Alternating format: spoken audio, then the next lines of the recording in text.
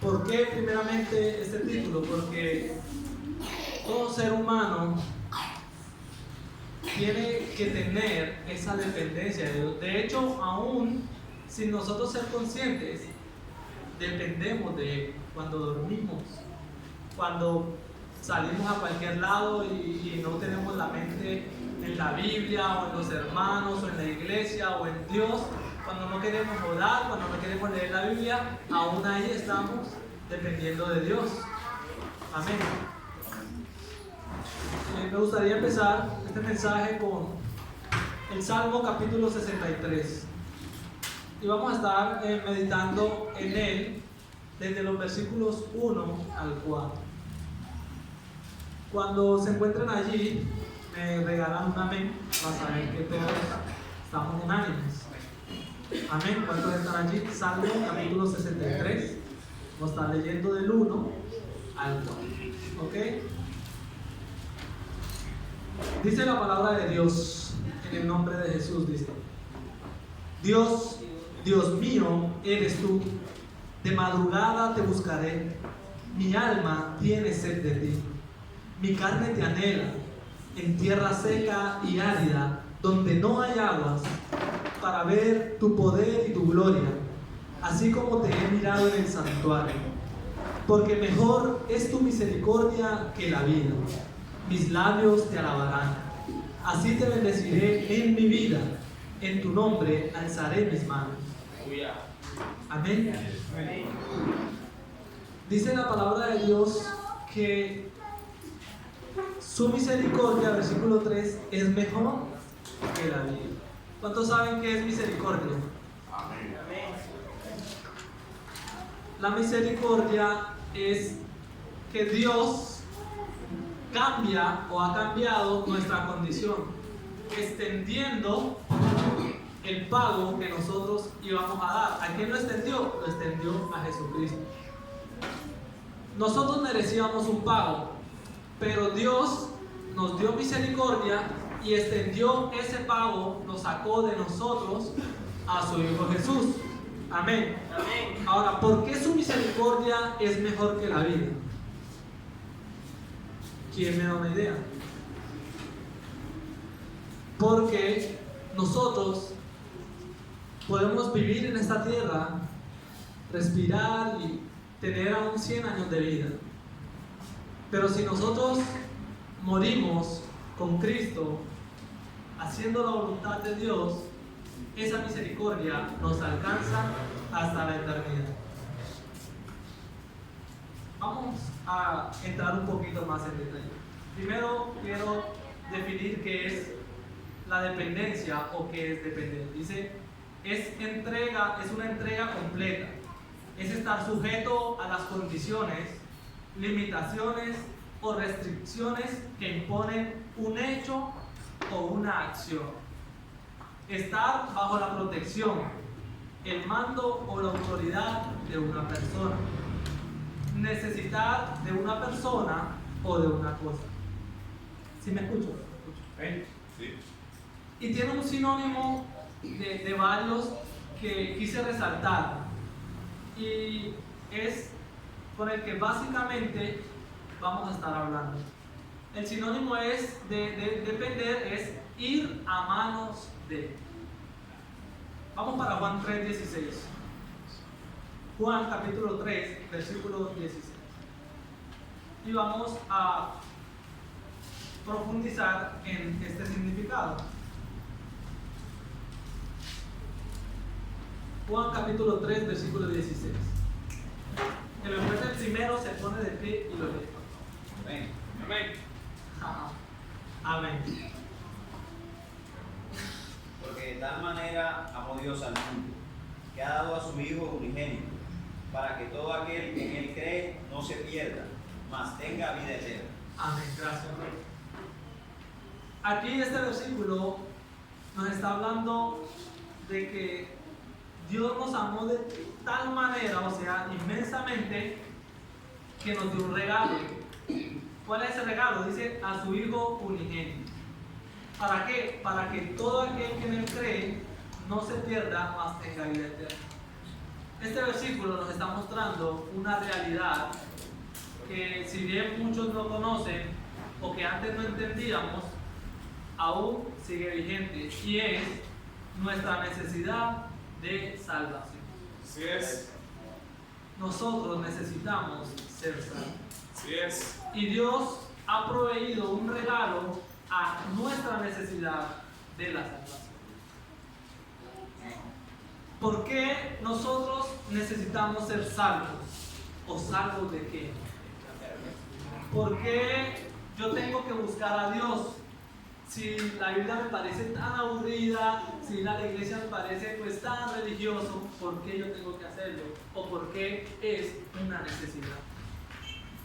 Romanos capítulo 3.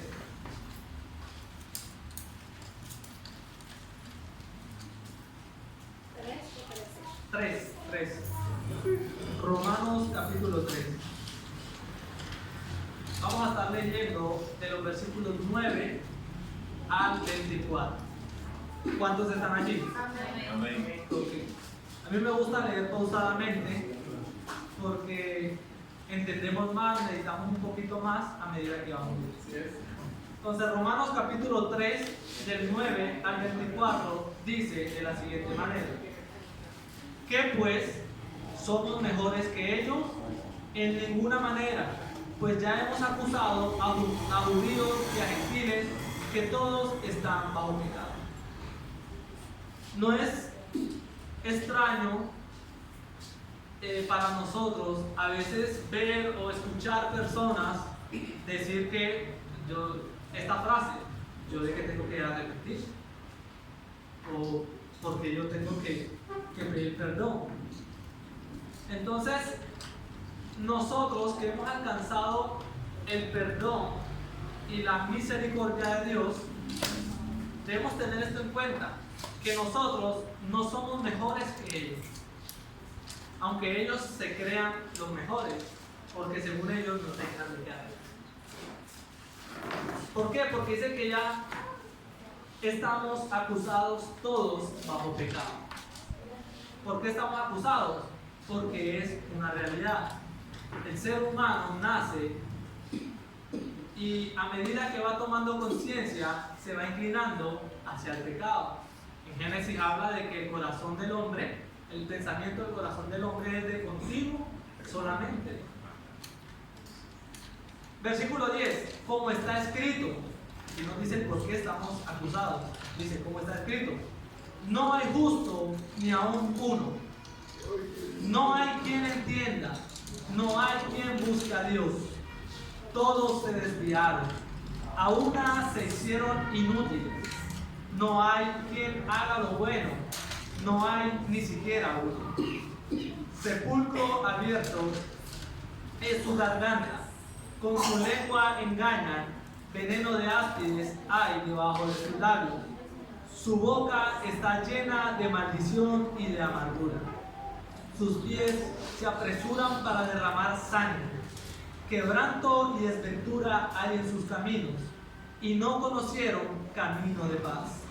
No hay temor de Dios delante de sus ojos. Hasta aquí estamos viendo los delitos del por qué se nos acusa, o de los que somos sospechosos.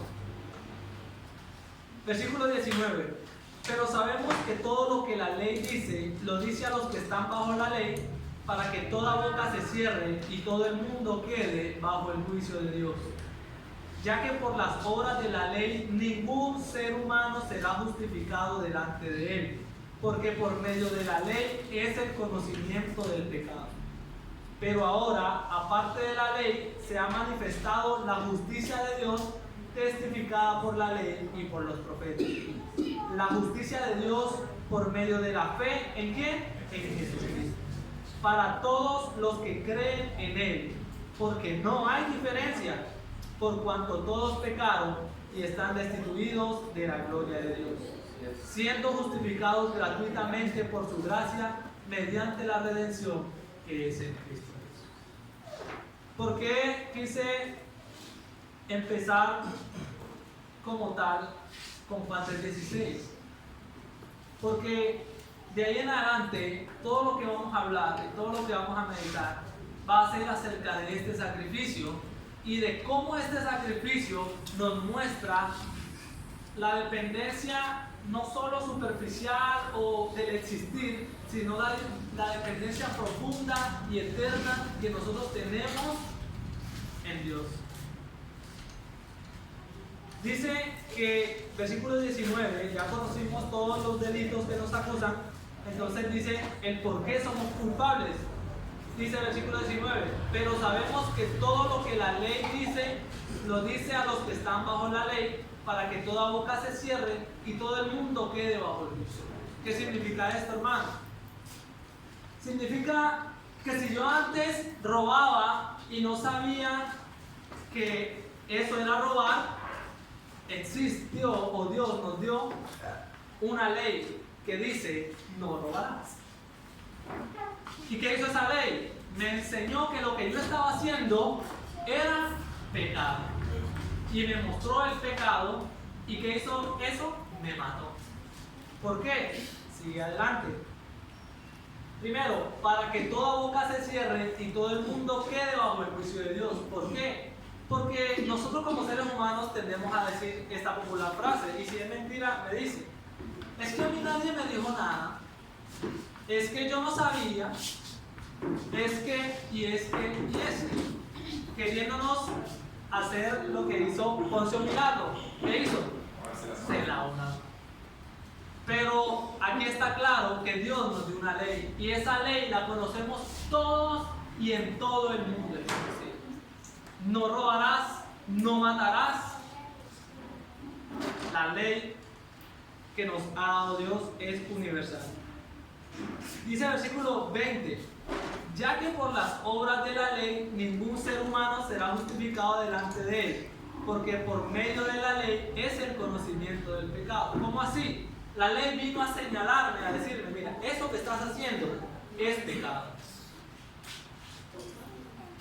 Eso no lo debes hacer. Pero me sigue diciendo que ya que por las obras de la ley ningún ser humano será justificado delante de él. ¿Cómo así? Listo, conocí la ley. Ay, no, entonces ya no voy a robar. Y dejo de robar. Y me convierto en una buena persona. Y no le hago daño a nadie. Aquí dice que aunque nosotros dejemos esas cosas que no conocíamos antes como pecado, la Biblia nos dice que aunque nosotros dejemos eso, nosotros no podemos ser justificados delante de Dios. Porque esos son obras y Dios simplemente nos mostró que nosotros estábamos cometiendo pecado. Y aún así, listo, nos dio unas leyes, no lo hagas.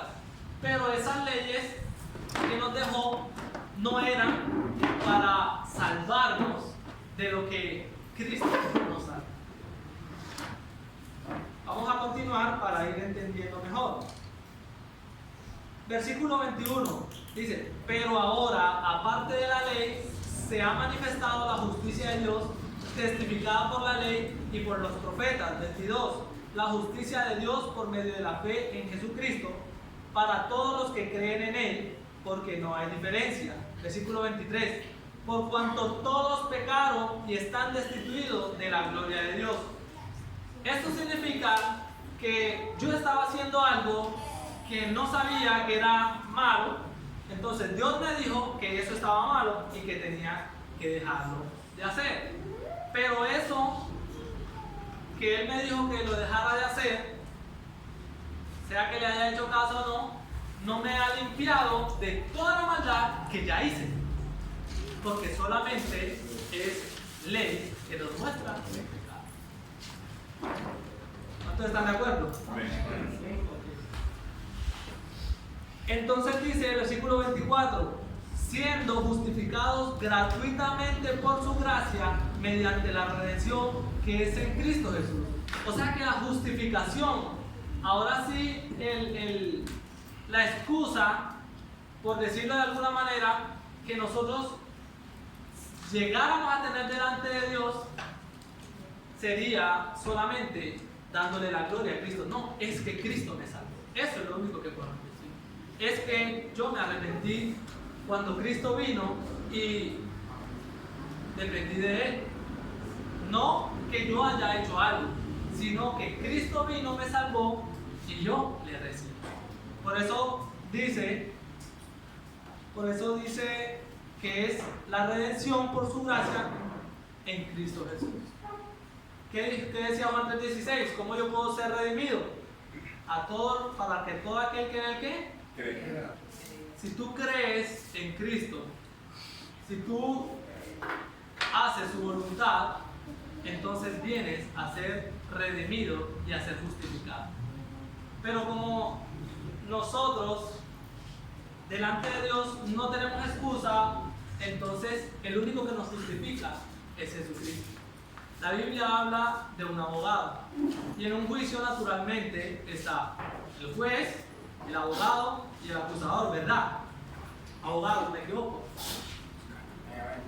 Entonces, y el acusado, se me había olvidado el acusado. No puede faltar el acusado. Imagínense. Pero antes de que el acusado sea enjuiciado o llegue a ese juicio, en la ley terrenal, listo, lo acusaron, lo cogieron en flagranti,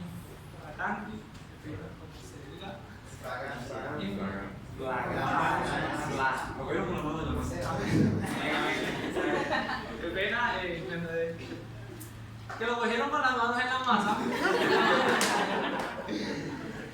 Entonces lo llevan a un lugar, lo encierran. ¿Por qué? Porque él no puede estar libre, ¿verdad? Y en ese encierro espera que se le haga el juicio, ¿verdad?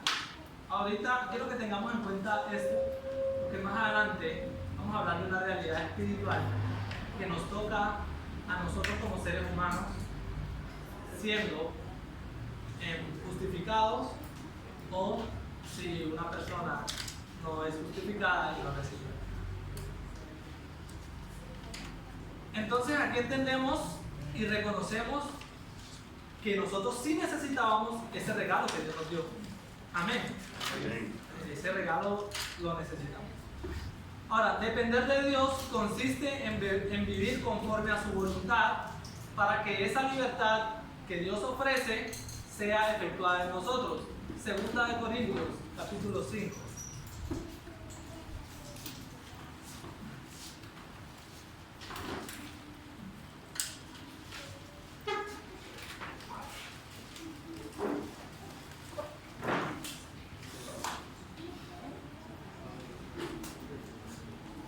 ¿Cuántos están allí? Bueno, vamos a estar leyendo desde el versículo 15. Dice la palabra de Dios, hablando del regalo de Jesús, dice: y por todos, para que los que viven, sino para aquel que murió y resucitó por ellos. Wow, vamos a parar allí porque esto es cortito pero sustancioso. Jesús dice que por todos murió. Por todos. No dice por el que a mí me cae bien, por el que es bonito, por la niña bonita. Y no fueran salvadas solo las mujeres, pues nosotros somos mismas. Entonces, dice, y por todos murió. ¿Para qué? Para que los que viven ya no vivan para sí. ¿Cómo así? Jesús entregó su vida por nosotros. Murió. Vamos a dejarlo hasta ahí por el momento. Murió. Un ejemplo sencillo. Qué sé yo, veo que me van a atropellar y ya yo quedé tanto en shock y viene alguien de repente y ¡pam! Me salva la vida, pero él lo atropella. Y él muere. ¿Cuál es mi actitud natural? Ser agradecido, ¿verdad? Yo le debo la vida. Y voy a donde los familiares y digo, gracias a su hijo, gracias, me salvó porque yo ahí no tenía escapatoria. ¿Qué puedo hacer por ustedes? Díganme, yo estoy a su disposición. Imagínense, eso es algo natural. Si nosotros tenemos esa actitud natural para con las personas terrenales, cuando suceden estos casos, ¿cuánto más no debemos tener una actitud para con Dios que envió a su Hijo? Pero es por eso que nosotros estamos entendiendo un poco lo que es depender de Dios. Porque a veces nosotros pasamos por alto o conocemos muchas cosas, pero solamente cuando meditamos en ellas las entendemos. El ladrón sabe que no debe robar, pero sigue robando. Así a veces nosotros sabemos que no debemos decir mentiras, pero llega el hermano, deja la oración, deja la palabra y por allá se puso a decir un poco de mentira, de chisme. Como ejemplo, porque son muchas maneras de pecar. Entonces, entendiendo esto, dice que por todos murió para que los que viven ya no vivan para sí. Es decir, que ya mi vida no es mía. O sea, es una mentira completa lo que te dicen allá afuera. Que la vida es tuya, que la debes vivir como quieras. No, es mentira. ¿Por qué? Porque Cristo por todos murió. Para que los que vivan ya no vivan para sí. O sea, que tanto nosotros como los de allá afuera nos debemos a Cristo. Y debemos vivir para Cristo. ¿Por qué? Lo dice aquí, dice, para que los que vivan ya no vivan para sí, sino para aquel que murió, y dice algo más, y resucitó por él. Jesús no solo murió por nosotros, pero cuando Él murió, Él se llevó nuestros pecados. Pero ¿saben algo? Él resucitó. ¿Para qué? Para darnos vida. Juan 3:16. De tal manera, como dice al mundo, que ha dado su Hijo unigénito, para que todo aquel que en Él crea no se pierda, mas tenga vida. Ahí comienza la trascendencia de que no es solo esta vida física, sino que una vez que nosotros dejemos esta vida física, tenemos una eternidad. Y aquí habla de una eternidad en vida o una eternidad en muerte. ¿Por qué? Porque la muerte no es simplemente un acto de fin, sino que es el salario de algo. Romanos 6:23.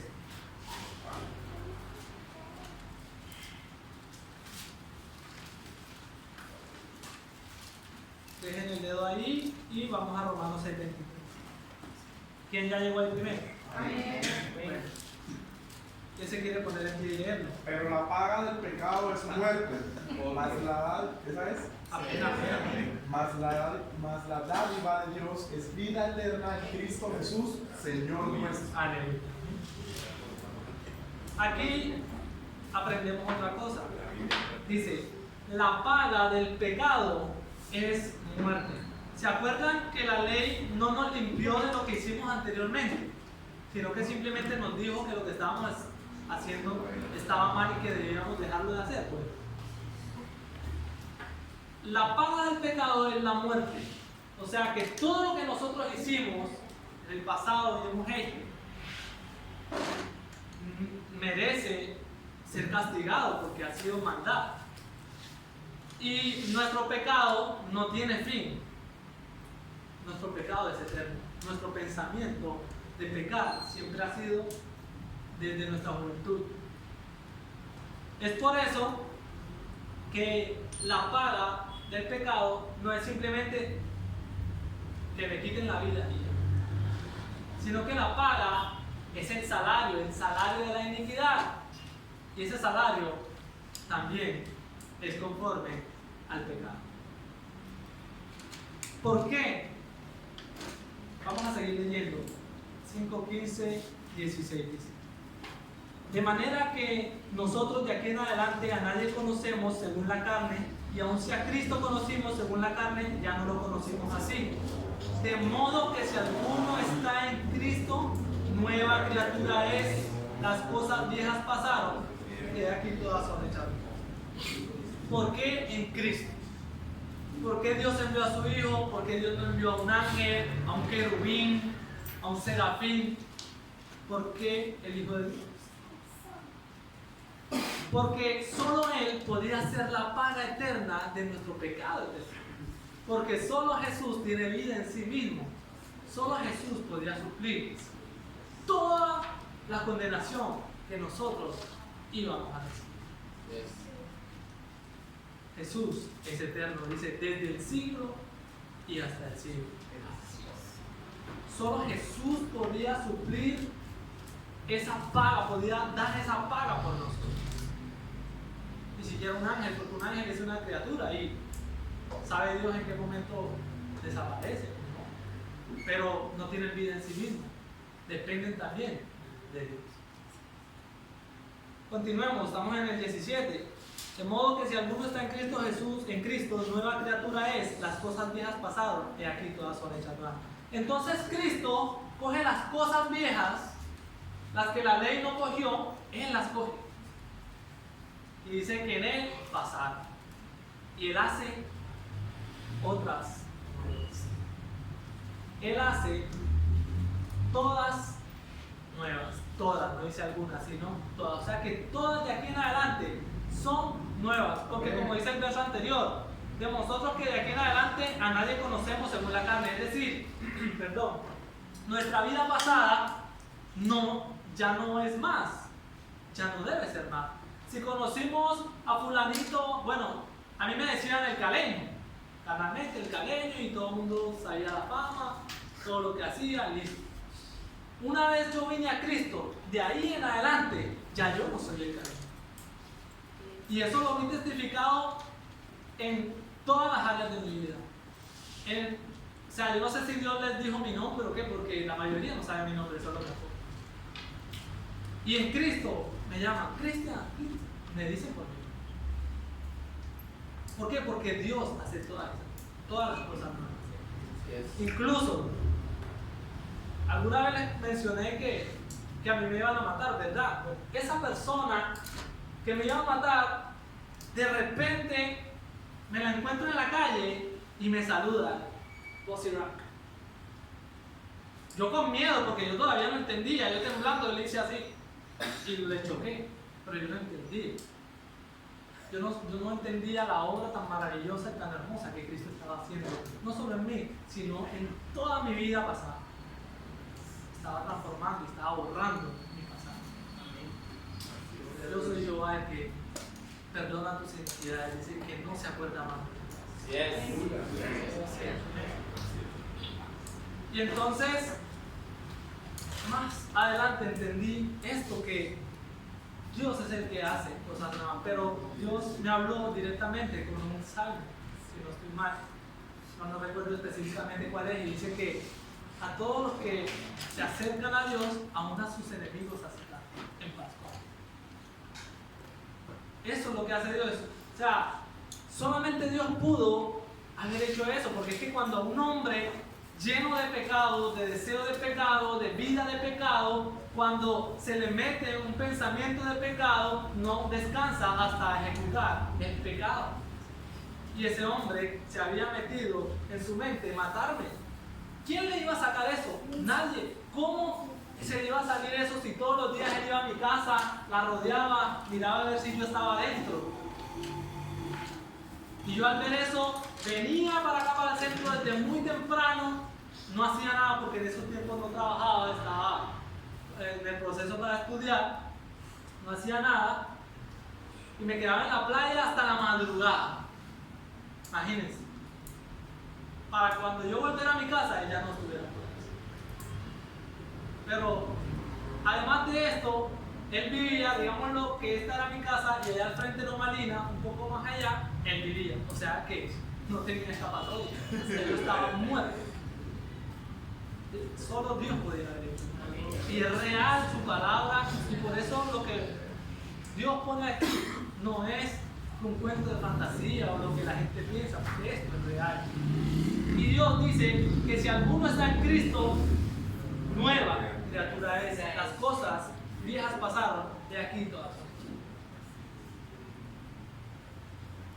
Aquí viene la trascendencia de que ya no es solo esta vida, sino que mi alma se la debo. Porque si ese hombre me fuera matado, yo estuviera condenado, estuviera en el infierno, porque mi vida era una vida llena de pecado, abundante de pecado. Y la paga del pecado, Hebreos 9:27 dice, de la manera que está establecido para todos los hombres que mueran una sola vez y después de eso el juicio. O sea que hay una eternidad y de ese juicio se salen condenados salvos. O eres condenado eternamente o eres salvo eternamente. Por eso aquí nos dice de qué depende esa salvación o esa condenación. Esa salvación depende de que nosotros nos entreguemos a Él, dependamos de Dios. Entendamos lo que es depender de Dios. Continuemos, 18 dice, y todo esto proviene de Dios, quien nos reconcilió consigo mismo por Cristo y nos dio el ministerio de la reconciliación. O sea, que Dios vio que yo estaba en pecado y Él no me condenó de una, sino que Él extendió su misericordia, extendió su mano y me recogió, porque siendo yo enemigo de Él, me reconcilió con Él mismo. ¿Cómo así? Es como si alguien estuviera haciéndome daño o metiéndome cachetadas, golpes, haciéndome maldad, echándome la basura de su casa a mi casa, cosas que pasan. Y yo, en vez de ir a golpear a esa persona o pagarle con lo mismo, yo venga y le envié cartas de reconciliación, le envié detalles de reconciliación. Eso solo lo hace Dios. Eso solo lo hace Dios. Porque nadie naturalmente se va a reconciliar consigo mismo a otra persona.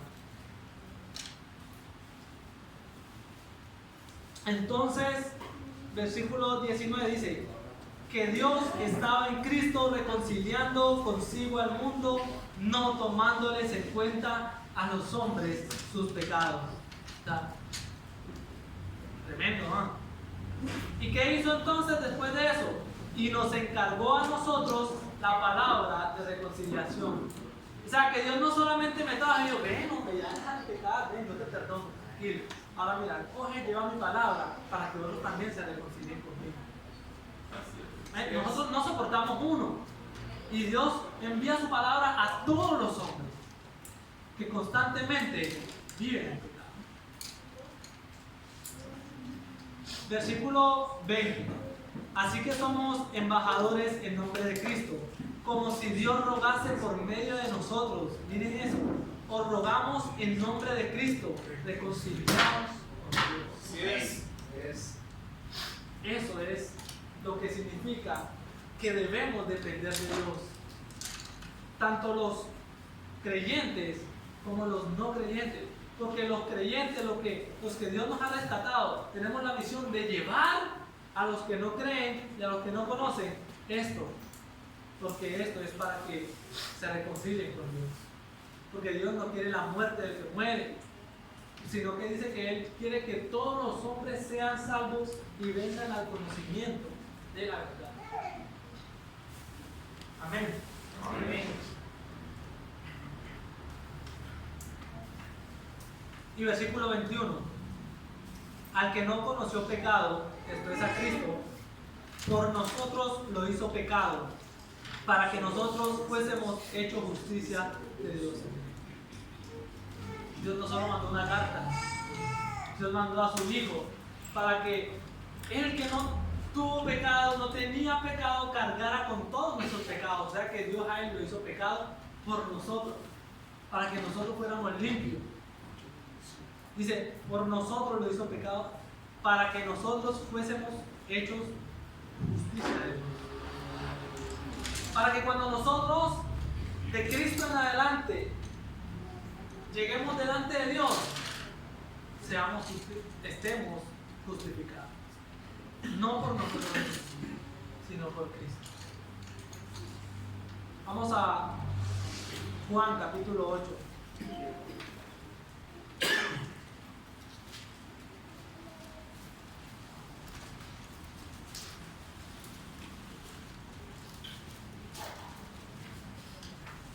Juan capítulo 8, vamos a estar leyendo versos 31 y 32. Ok, Decíamos que depender es estar bajo la protección o estar bajo el mando o la autoridad de una persona. Vamos a este paso. Juan 8:31 y 32 dice: dijo entonces Jesús a los judíos que habían creído en él: si vosotros permaneciereis en mi palabra, seréis verdaderamente mis discípulos, y conoceréis la verdad, y la verdad os hará libres. Nosotros nos debemos a Dios. Y como nos debemos a Dios, todo lo que Dios nos ponga, debemos tener una actitud de decir: sí, Señor, claro, sí, yo te debo la vida, la eternidad, no tendré jamás con qué pagar. Señor, aquí estoy. Mi vida no te alcanza porque mi vida es poco, pero tómala, Señor, haz lo que quieras. Así es. Porque nos debemos a Dios y le debemos obediencia. Y Él dice que debemos permanecer en su palabra. Y si nosotros permanecemos en su palabra, entonces conoceremos la verdad. Y la verdad nos hará libres de eso que nos tenía esclavos, de la maldición de la ley, que era el pecado y la muerte. Era el conocimiento del pecado y por el pecado. Juan capítulo 14.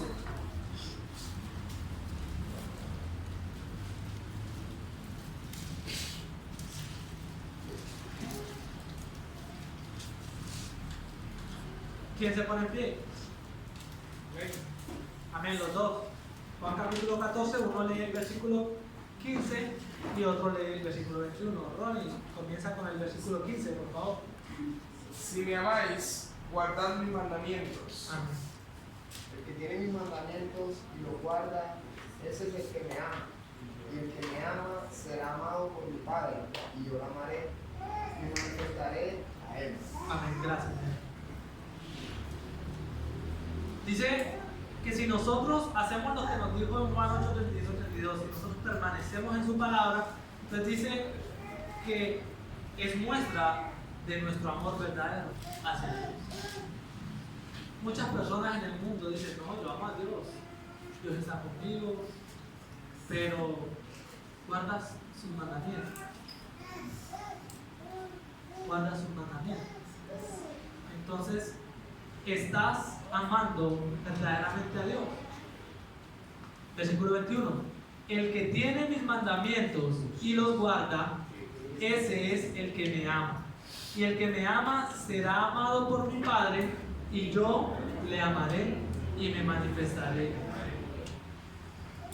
Dios es tan misericordioso que dice que si nosotros guardamos sus mandamientos, dice que seremos amados. No que antes no hayamos sido amados, sino que somos amados aún más. Y uno se pregunta: Dios mío, ¿cómo tú puedes amarme más? ¿Cómo? Mírame yo como soy, mírame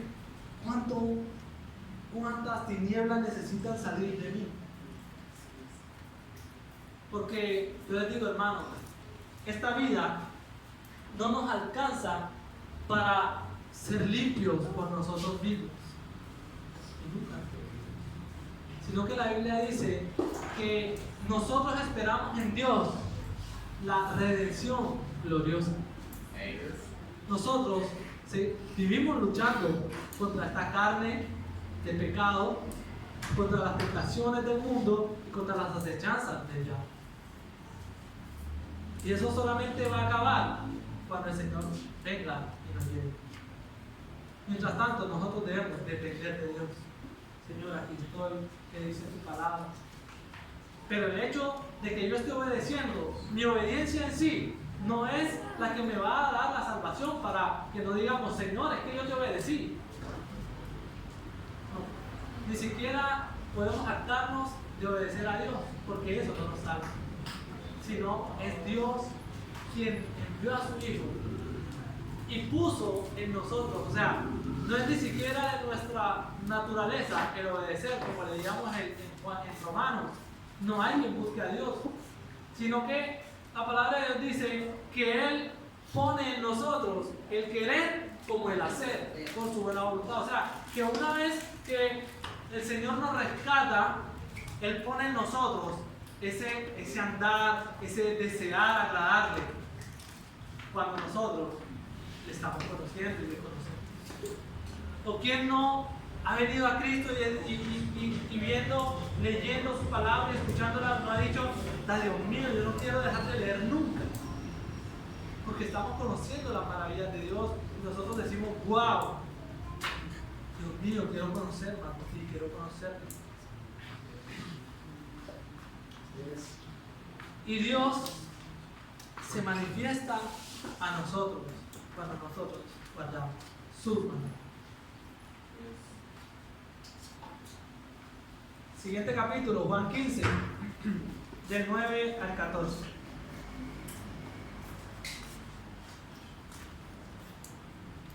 Dice, como el Padre me ha amado, así también yo os he amado.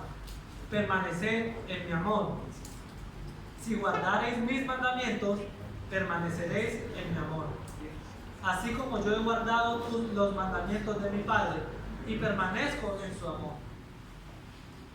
Estas cosas os he hablado, para que mi gozo esté en vosotros y vuestro gozo sea cumplido. Este es mi mandamiento, que os améis unos a otros como yo os he amado. Nadie tiene mayor amor que este, que uno ponga su vida por sus amigos. Vosotros sois mis amigos si hacéis lo que yo